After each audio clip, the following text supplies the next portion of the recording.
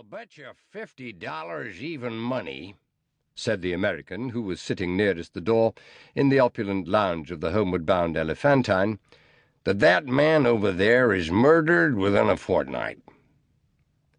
The Englishman at his side glanced across the sea of chairs at the handsome old man that they'd been watching.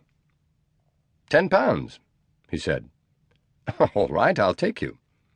You've no idea what a safe little place England is." A slow smile spread over the American's face. "You've got no idea what a dangerous old fella Crowdy Lobbit is," he said. "If your police are going to look after him, they'll have to keep him in a steel bandbox, and I don't envy them that job.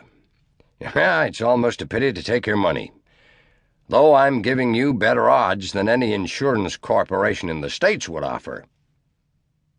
"Well, the whole thing sounds fantastic to me," said the Englishman. "But I'll meet you at Verrey's a fortnight today, and we'll make a night of it. Does that suit you?" 22nd, said the American, making a note of it in his book.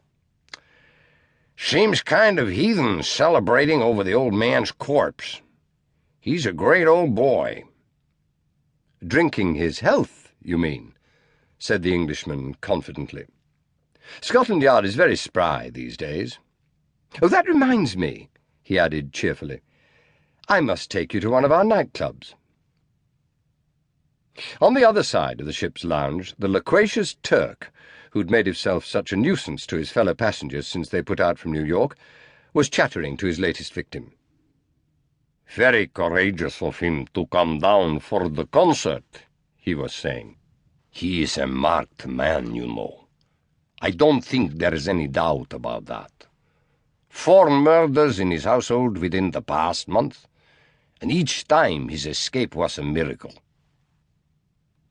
His victim, a pale young man who seemed to be trying to hide behind his enormous spectacles, woke out of the reverie into which he'd fallen ever since the talkative Oriental had first tackled him, and surveyed his persecutor owlishly.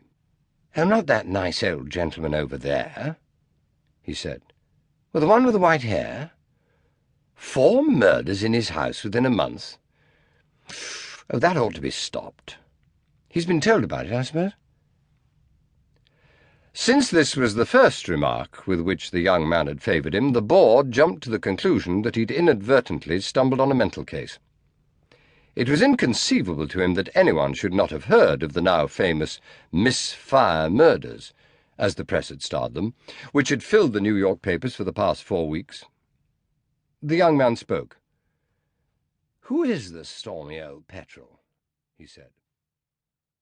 To keep listening to this audiobook, I've left you a link in the description so you can do it, at no cost thanks to Audible's 30-day free trial.